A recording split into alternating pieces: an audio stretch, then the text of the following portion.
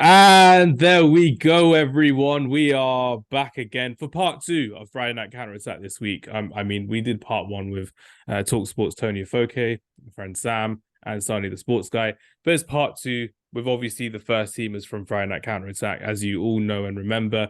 We've got Salim back to talk about his beloved Aston Villa. We've got Suki back to talk about his beloved Tottenham Hotspur. And we've got Travis back as well. Unfortunately for me, I've got to deal with two Tottenham Hotspur fans today, which ain't great. But yeah, we're recording this for the week of the Premier League season coming up now. The Community Shield happened yesterday. So for our listeners who are listening to part two of Friday Night Counter Attack this week, last week we did record it before the final. This part we're recording after the final. So if there's any changes in continuity, that's just how we roll, which is really good. But I do like to say before we begin, I've prayed for times like this to rhyme like this because it's been quite funny seeing everyone come back after a good summer away. We've all had some time away. Salim's going to be, again, doing some scouting for us in an unknown European country coming soon, which I'm looking forward to. And yeah, it's great to have everyone on. Because of Wi-Fi issues, we won't unmute and mute. So we're going to go straight into the questions. Salim, Aston Villa, we spoke about Pau Torres, Diaby, and Tielemans earlier this summer as well when they got signed. Are we expecting any more signings under Unai Emery at Aston Villa this season? See, it feels like an age now since the season finished and it's finally starting next week. I can't wait. I've been waiting for it for a long time. I don't know if we'll get another one in. I feel like there will be one more, especially I feel like there'll be a right back and maybe another attacker, but I feel like it'll be somebody on loan. There's talk about how Felix, if he doesn't get any better offers, then he's going to take our sort of best of the worst offers, but I don't know. Not sure if that will happen. I know Brennan Johnson was apparently linked, but I'd rather just not sign somebody for the sake of it. I'd rather like keep Coutinho. I feel like he could be big for us this season, and Leon Bailey. I feel like if he gets a decent run, he can show how good he is. Because with Leon Bailey and Musa Diaby looking like your first choice wingers for this season, could this finally unlock Philippe Coutinho's like not potential, but his past glory really? When he was at Liverpool, he had two flying wingers either side of him. He was sometimes on the left, but now he's a bit older as well, 31, 32 years old. He's kind of got someone to kind of do the tracking back in Boubacar Kamara and Yuri Tillemans to help him progress the ball. Could we finally see the best of Philippe Coutinho at Aston Villa after 2.5 seasons so far, Salah? But I think so. Like when he came in, he was really good, and then he sort of fell off. And last season, he wasn't that good. But I feel like under Emery, he did show some good signs. So I feel like he's somebody that can fit into the system, and I just hope he stays. You have to remember like the sort of level that this player was at before, and you don't just like lose that overnight. I know he's had sort of some bad sort of times, but he's won a lot of trophies, and he's definitely still a major asset. Because that's what's going to happen. Like somebody else could sign him, and then he'll be amazing for them, and then we're just going to be like, oh, he could have done that for us. People forget, Barca paid all that money for him not that long ago now. Yeah, time flies in football. And Travis, as we spoke earlier this summer as well, you spoke glowingly about Philippe Coutinho when he's back at Liverpool being one of the best ever Brazilian footballers we've ever seen in the Premier League as well. Could you see a re-emergence in Philippe Coutinho under Unai Emery at Aston Villa with these new signings around him this season? I think with the right players around him, yeah, definitely. I think DRB is a massively exciting signing for Villa. And if I'm honest, I think they're sort of my dark horse for this season, really, Aston Villa. I think they're going to shock a few people. I'd say so far they've probably won the transfer window as much as you can win a transfer window with the signings they've made. And yeah, I'm as a Tottenham fan, I'm worried about Villa this season. They finished above us. Pipping us to seventh, I think, last season, and we finished eighth. And that was after having Gerrard for a couple of months and being pretty abysmal. So, what they can do with a full season of Unai Emery in charge, with potentially a rejuvenated Coutinho, with Ollie Watkins in the best form of his career, with the signings of Diaby, Pau Torres, Tielemans, like you mentioned, which is a fantastic pickup, by the way, on a free transfer. Unbelievable. Yeah, I'm going to be scared of Villa this season. I don't want to play them really. And Simon, just to finish off as well in Aston Villa, if there's a player that you really want to come to the forefront at Aston Villa this season, be it a new signing, a former player, I've kind of put forward Philippe Coutinho, but is there someone who you think's got a point to prove for Aston Villa this season to think they've got to step their game up a bit if they want to continue playing in this Aston Villa side, which are back in European football for the first time since the early 2010s, if I remember correctly? To be honest, there are quite a few players that will have something to prove, like Diego Carlos being one, being out injured all last season. Coutinho being a big one, Leon Bailey another one. But I feel Emi Buendia is someone that's been really good for us. He's a key part of how we play, and he's been really good in the Emery. But I feel like he can step up another level, and I feel like he'll be a massive part of this system going forward. But yeah, we've got so many players now, like good players. We finally got depth. Before, we just had 11 and we just played that same 11 every week. Now we've got options we can change. What I mean? So yeah, it's just a case of just seeing Emery's going to be somebody that tinkers about, is going to change stuff, and he's going to set the team up depending on who we play. Europe, or whether it's in the cups as well. So yeah, I'm really looking forward to seeing how the season goes on, and yeah, I genuinely think we can get a really good finish this season. And you've been saying since the beginning of when we started this podcast that you'll end up being on this podcast when Aston Villa go on a European tour.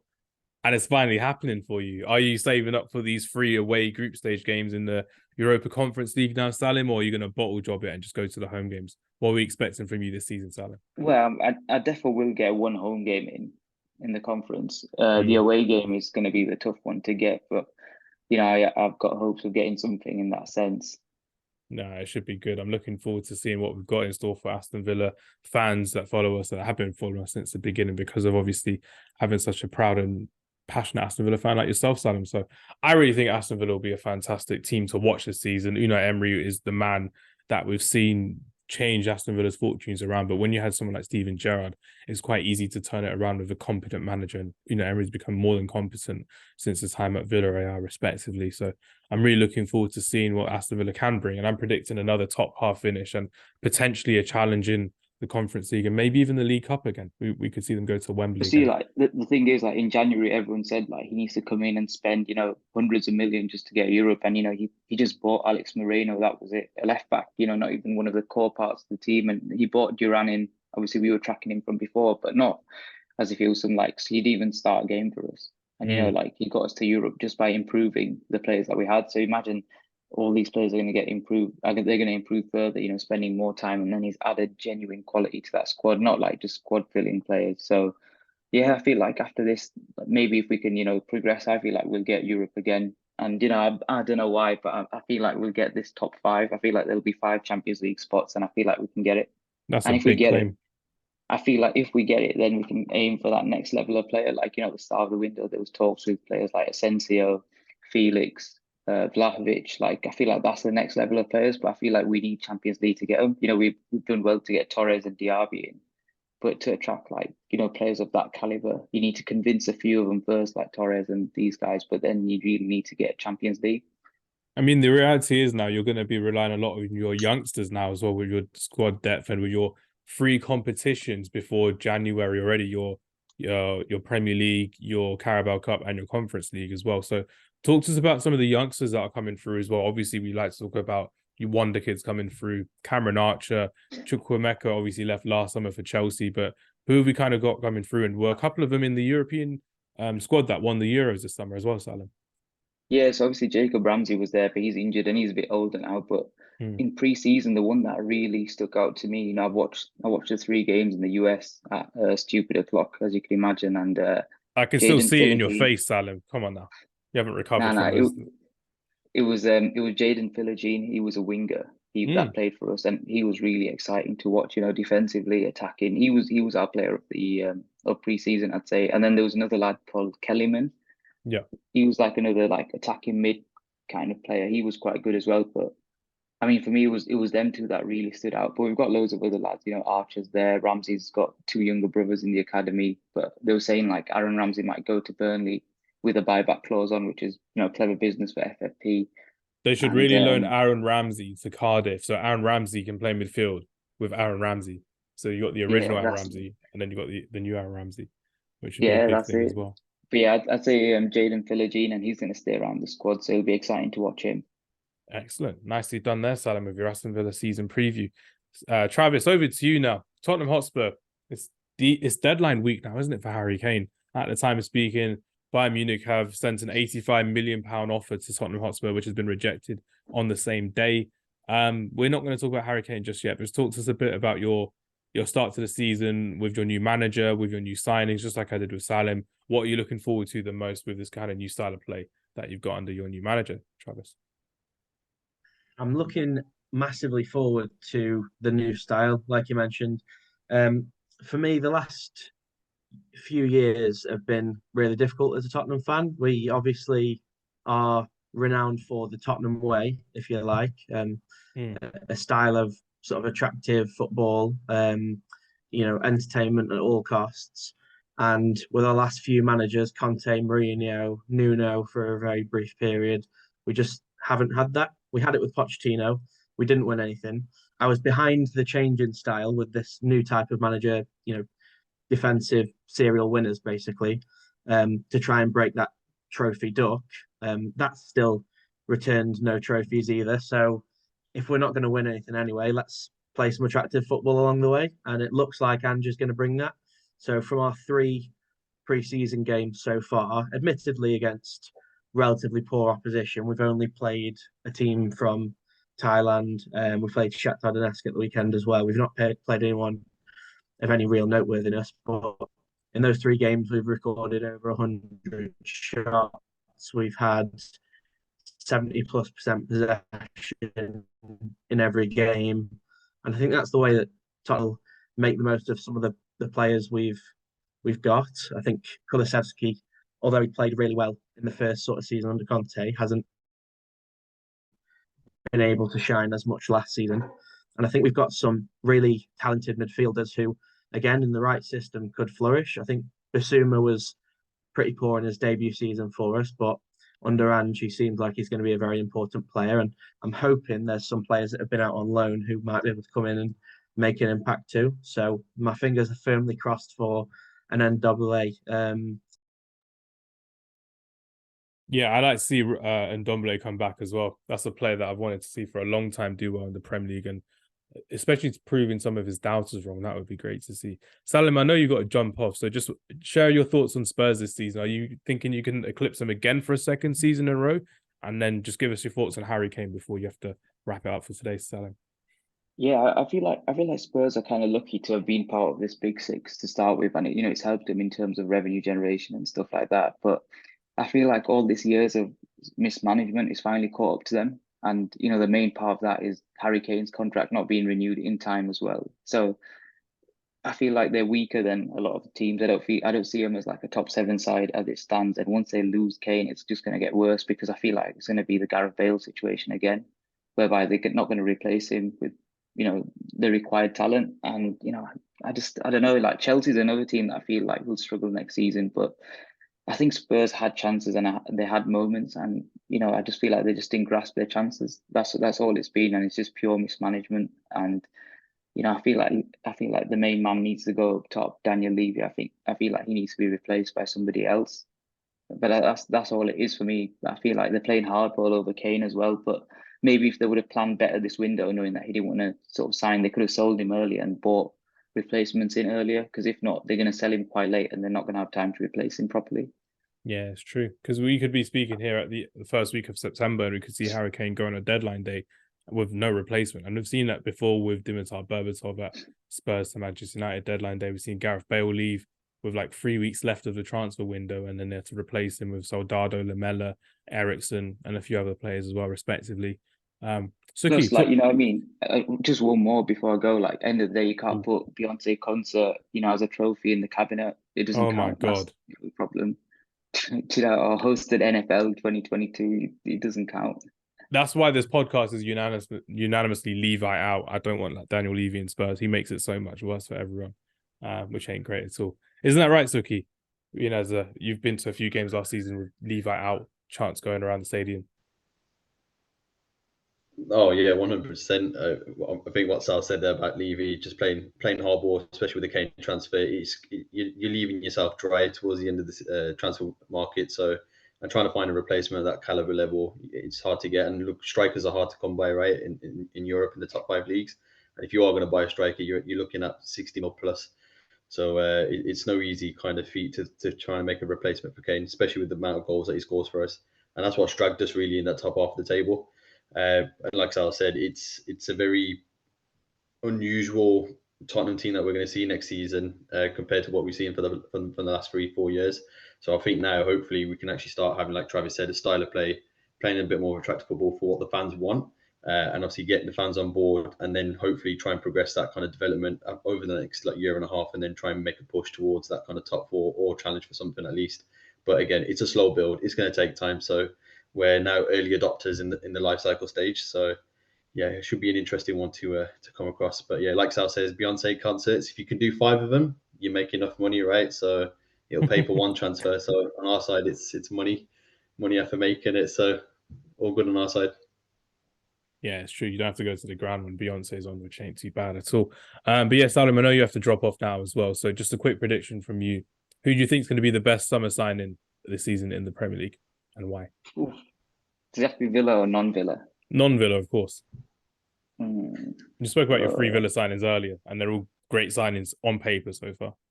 I'm trying to think of someone. I was hoping you'd say James Maddison out of reverse psychology straight away. Nah, he's quite good. I'm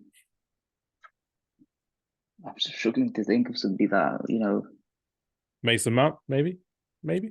I think that Mount's a good signing, Mm. but I think I don't want to go Declan Rice. Don't know how I want to leave it out till the window ends, I think. Okay, fair enough. We'll come back to that question back in September. But Salim, it's great to have you on the podcast. Go enjoy your first half of your football season there, which is starting today. So best of luck, and we'll see you soon. No worries, thank you. Thanks, guys. Right, Suki, let's continue with that questioning as well, because obviously you've got James Maddison in, you've got a few new players in, and for the first time in a long time, as you both pointed out earlier this summer, Tottenham Hotspur did their job early. They did their job early in the transfer window as well. So it goes to show how well you kind of did really moving forward in this transfer window. Even though Levy's done something different, are you still happy with the business that you've done so far this season, Suki?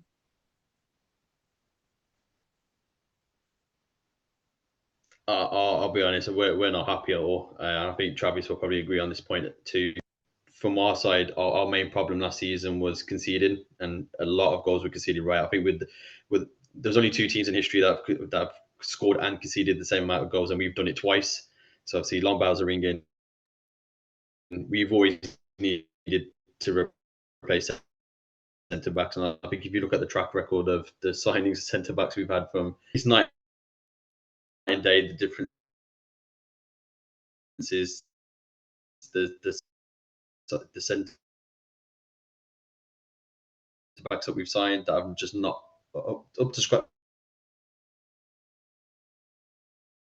for the Premier League. Really, you look at the likes of Joe Rodon, you look at Tanganga, they're just not up for it. Yeah, you kind of have to go back into the days where you had Alderweireld. As we know, this has been we've been crying out for centre backs, and only now recently we finally brought one.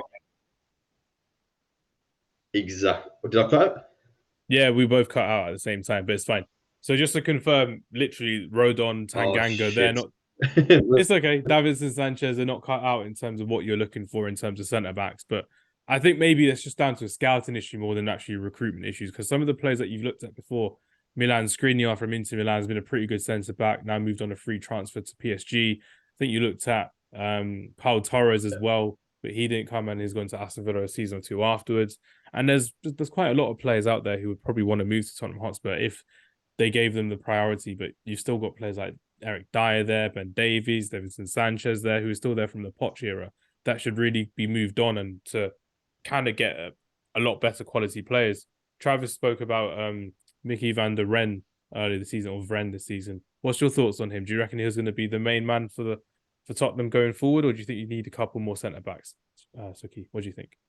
Oh, we still need a couple more centre backs to say the least, and I think Ganji's been saying that in the press conferences. I haven't been on it as much as Travis has, to be fair, but just hearing from his thoughts is that in his interviews I've heard that he's looking for a couple of centre backs, and he kind of tells you there that he doesn't trust any of the centre backs in the team, or he's seen the kind of scouting network, he's seen the reports, he's seen what they played like last season, and he knows that they're not suited for that style of football, right? In terms of being able to defend on an aggressive front and then being able to defend behind them. And I think with I forgot his name now, but Donny van der Ven, you're looking at or Danny van der Ven, you're looking at a player who was a former left back, is now converted into kind of an inside centre back, like left-sided centre back, and he's got the pace and he fits that kind of suited football for us.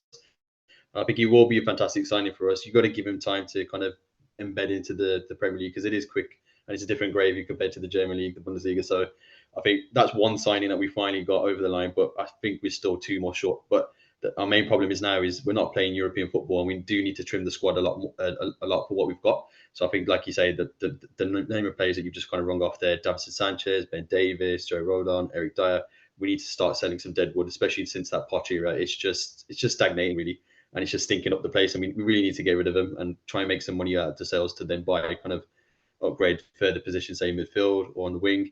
But I think just from our perspective, I think we still need to do more. Whether that happens now or in January transfer window, fair enough. But look, we're in a progress stage, and we just have to kind of trust that process now going on for the next couple of years. But at least we get to see some style of football to attacking wise, rather than watching like the likes of Jose Mourinho and Conte with that kind of boring kind of defensive sit back and hitting the counter attack. It's something that we're not going to have to see no more. And I think this might play a pivotal part with Harry Kane departing as well, because I think with that system that Ange wants to play, he doesn't fit it. He just does not press. He hasn't got the legs for it. And I think him leaving and having Richarlison being the main number 9 for us going forward, I think that'll probably be our system going forward for next season. So I think Bayern might hopefully come in with another bid. And I think for Levy, you're literally tying his hands there. You're going to have to accept it. So yeah, it's I think from a rating perspective, it's been mediocre at best. I'll say 5 out of 10, but there's still a lot more to do. And I think we've only got another 3 weeks to go. So I'm just praying for another 2 centre backs. So yeah, I don't know about from Travis's side if he's happy with just 1 centre back, but it'd be good to know. Yeah, Travis and Suki, before we go into the centre backs again, just you're going to deviate to Harry Kane. If he does leave, who's your ideal replacement from outside of Spurs to come in as a striker? Like, who can you actually realistically see in the market and actually going, you know what, we need to get someone like him to help Richarlison score the goals? Travis, we'll go with you first, and then we'll go with Suki, and then we'll go back to Travis about the defensive issues as well. So Travis, you go ahead with your first choice replacement for Harry Kane, I should say. The difficulty with replacing Harry Kane is it's impossible. He's the only Harry Kane in the world. There's no player that can do all the things that he can do, and even if there was, we wouldn't be able to afford him, first of all, and second of all, he wouldn't want to come to Tottenham. So replacing Kane's impossible. If we manage to get 100 million for him, I would love to see the money go on a centre back and probably one more midfielder. But if we are going to sign a striker, which I don't think we will, I think if Kane leaves, I think we'll allow Richarlison to play at that number 9 where he plays for Brazil. I think that's not necessarily a terrible thing. He does seem to fit Ange's system a lot better than he did into Conte's system. And if you look at him at the World Cup, he was class. He was absolutely brilliant. At times, he sort of carried Brazil, and he looked like a really pivotal part of that front 3. He scored 2 unbelievable goals as well, 2 of the best goals in World Cup history, just by the way. But if we were going to replace him, I don't even know who I would want us to sign. Ivan Toney would be my number 1. I think he's fantastic. He's just so good, even though he's going to miss the first few months of the season. If we got him on, say, a 4-year contract and a reduced fee because of him not being able to play, that would be a big signing for us, I think, and definitely worth doing. But again, it's whether he'd want to come to Tottenham. But yeah, my number 1 pick would be Toney, I suppose. But if I had to choose a striker, ideally I'd spend the money on a centre back and probably a right back actually instead of a midfielder. Peak for Emerson Royale. Was Pedro Porro a permanent deal as well this summer, or did he go back on loan? He was a loan with an obligation, so we got him on loan in January, and the loan became permanent this summer. So you got 3 right backs you don't want really then. Emerson, Pedro, exactly that. Yeah. Ganga. The difficulty here is we've got 3 right backs in Emerson, Porro, and Spence. Spence as Porro well. and Spence. Yeah, Porro and Spence both fit into a system which favours wing backs, which we're not going to be playing anymore. So realistically, they're probably both redundant, and probably both aren't going to massively play a part in the future of the team. And Emerson Royale, our 3rd right back, just isn't good enough, plain and simple. So we've signed 3 right backs in the last 2 years, and within that short period of time that they're all redundant and we need another one, which just shows how poor our recruitment and general planning strategy has been over the past couple of seasons. But I do think there's reason to be positive. Some of the recent signings look fantastic in pre-season. Maddison, by all accounts, has been unbelievable in pre-season. Destiny Adogi as well as another one who there's been a lot of excitement about. If we And you can get, predicted last season that he was going to be really good for Spurs as well. So that was a good shot by you, Travis. yeah, everything that was coming out of Italy when we signed him, you know, a full year ago now, and loaned him straight back to Udinese was that he was going to be an absolute player, and we'd secured one of the best young players in Europe for a pretty minimal fee, and all this sort of stuff. And then, by all accounts, this season in Serie A, he's just gone from strength to strength and been even better. So it's really exciting to see that he's coming to the team over pre-season and seemingly slid right into Ange's system. And yeah, it'll be good because we've not had a good left back since Danny Rose. So we've seen Reguilon, Davis, Perisic all come and go. So yeah, it'll be good to really secure that left back spot. That'd be great. Excellent. And Suki, how about you? Your ideal replacement for Harry Kane? You mentioned Richarlison just like Travis did, but if you had to kind of replace with that 85, 95 million pound budget, how would you replace and where would you replace in the Tottenham Hotspur squad? Yeah, I mean the kind of the idealistic approach would be kind of go for Ivan Toney, like Travis said. You sacrifice those kind of first 6 months until Jan, but he would be an ideal replacement. Plus, he's got Premier League experience and he can score those goals. And again, he'll fit into that system. So he pretty much green ticks everything that we need. But then, kind of for me, for an ideal replacement, which probably would never happen because Levy's so tight, is that we use the Harry Kane money and some to then buy Osimhen for Napoli. But look, beggars can't be choosers, right? And we can only dream. So it's I'm it's sure one replacement Kolo I'd love to Muani have. from Frankfurt would be a good option as well if the opportunity arose as well. Because I think Yeah, if Bayern definitely another Munich, good striker we can get on the cheap. Yeah, there's someone that can play across the front three, but predominantly as a number 9 as well. He's someone who, besides that World Cup final last minute miss, has had a really good couple seasons for Frankfurt as well. And when you're seeing it now with Tottenham Hotspur, if they needed someone around, like you said earlier in the podcast, around 60 million pounds, I'm sure if you threw 60, 70 million at Frankfurt, they'd happily go for that sale in terms of Kolo Muani. But Ivan Toney is such a, like I was saying this earlier, I don't get why no one's gone in for a cheeky 30 million pound bid to Brentford for just getting him in January. It'll be like a new signing coming in just later, and he'll be taking a month or so to get back to match fitness. I think that'd be a really good deal for Tottenham Hotspur, in my opinion, as well. yeah. And then Suki, talk to me about, obviously we've spoken about the defensive issues that you've had earlier as well. Talk to me about James Maddison and how much are you looking forward to seeing him this season? I mean, this is one player that I've pretty much admired in the Premier League, especially when he plays against us at the Tottenham Hotspur Stadium. He's someone that absolutely just violates. I mean, I can ask Travis how many times he's violated us. It's unbelievable. He scores the goals, gets us assists, and I think just from my previous video that we did, you look at the stats and it's just it just screams volumes, right, in terms of goals and assists. And I think that's something that offers us a lot more going up the pitch. I think with Conte's system sitting so deep that we didn't have that kind of Ericsson kind of replacement to push up the pitch or make those kind of through balls, those triangle passes straight through. So I think now having him now embedded in the team in his number 10 role, and I think when you looked at him in pre-season, I think Travis would agree as well. He looks like he's fitted into the system, right? And it's like second nature to him playing at the ground. So I think now having him there, having the likes of Son on the left and maybe Kane or Richarlison up top, we'll see a lot more from Maddison. But I think he will be our main man this season, and I'm looking forward to it. To be fair, he's more excitement than just talking about him, really just being there. It's just more kind of can't wait for him to actually start showcasing his skill. Just got to be careful that he doesn't pick up those niggly injuries that he normally does at Leicester. So just hoping he stays injury free and just cracks on with business. And I'm sure for myself and Travis, we'll start seeing some amazing kind of outside the box goals or curlers in the top bin. So looking forward to that. A couple more questions before we wrap up this part of the podcast. You are looking for a centre back. Man United are looking at selling one of their centre backs. There's actually our former club captain as well, and it's an England international that's been at 2 World Cups and 1 European Championships. Would you be down for signing Harry Maguire as a centre back for this new system that you're playing at Tottenham? Yes or no from both of you. You don't have to go into detail, but yes or no.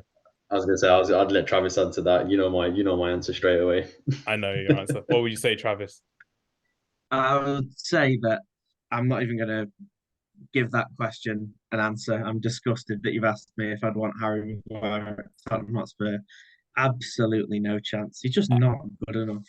He's not good Haven't enough for us, and we finished 8th.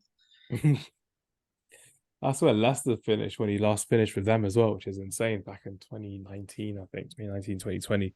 But yeah, Harry Maguire is someone that's looking to potentially be booted out the door at Manchester United, and West Ham have offered a £30 million bid today at the time of speaking, so he could be on his way up from Manchester United. And yes or no, does Harry Kane play for Spurs from September onwards for this season? Yes or no, Travis? Maybe it's just And there's not blind maybe. It's not optimism, maybe. but yeah. Oh, it could be Just yes. say it, Travis. Just say it, man. He's going. He's a I'm saying goner. yes. Saying No, yes. I think he's going to stay. I think Levy's going to really dig his heels in now. Bayern have gone about trying to sign Kane completely the wrong way. Levy's always been very proud and very headstrong, and in every single negotiation, he's got to be the guy who comes out on top, even if he's losing a prized asset. So, like when we lost Gareth Bale the first time, it had to be for a world record fee. It wasn't going to be anything less. And this time, I think, is going to be very similar. I mean, Bayern came out in the press and we're talking about Kane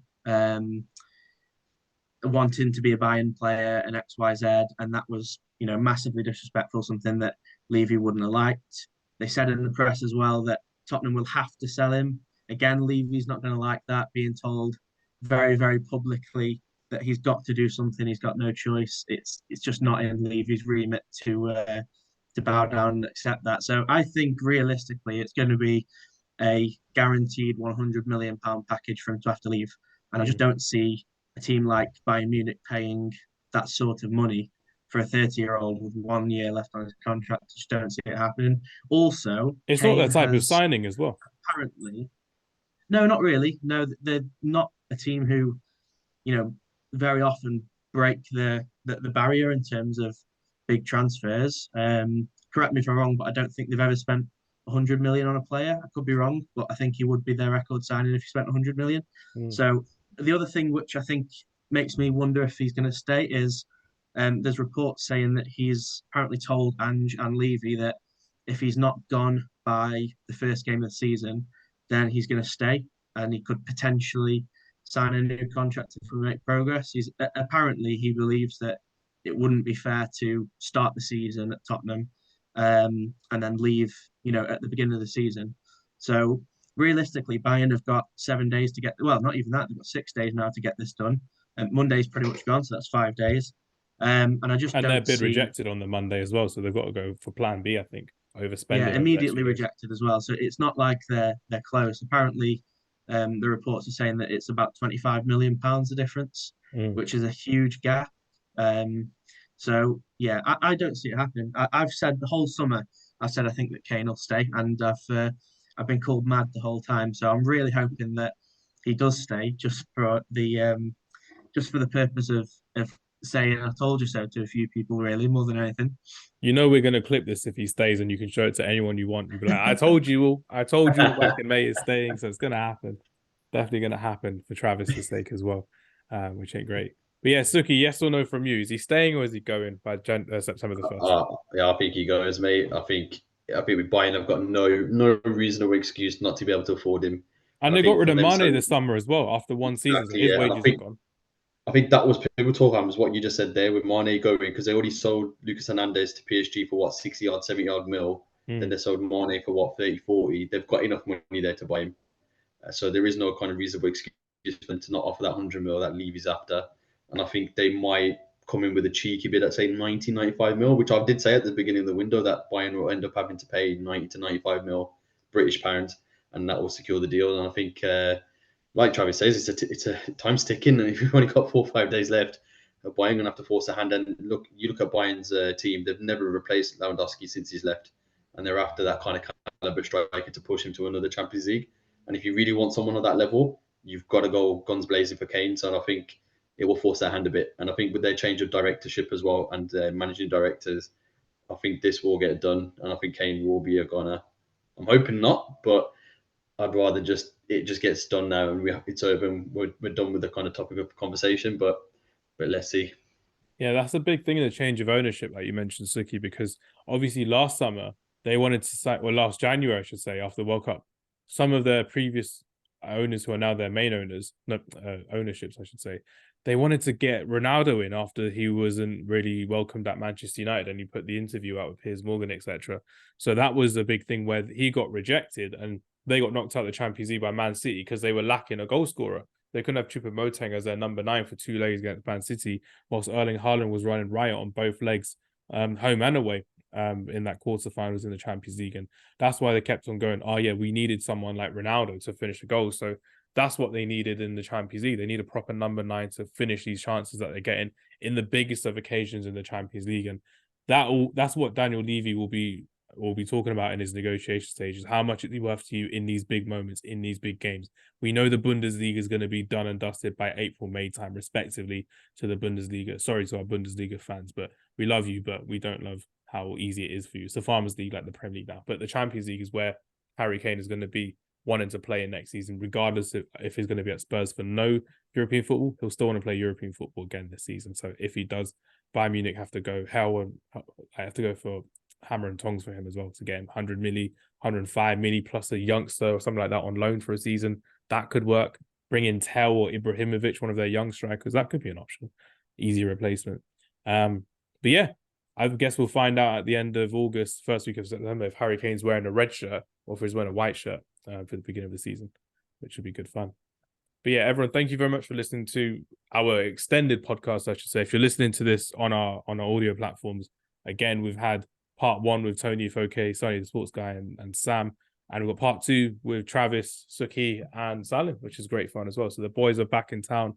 We're back for an amazing Premier League season with twists, turns, fights, scuffles, kerfuffles, transfer deadline days, deals that's going to happen as well. And we're here for it. And we'll be here for you all over the season long. Continue following us on our social medias. We're growing ever slowly but surely, but we're doing fantastically well. Thank you very much for your time. Suki, Travis, great seeing you again. And hopefully we'll have another football game to attend to with the 3 of us this season, with Salim involved this time. Hopefully he doesn't Gareth Bale on us like he did on the podcast, but it'll be good fun indeed, which will be quite nice. But yeah, everyone, thank you very much for listening. Take care, and I'll see you later. Peace.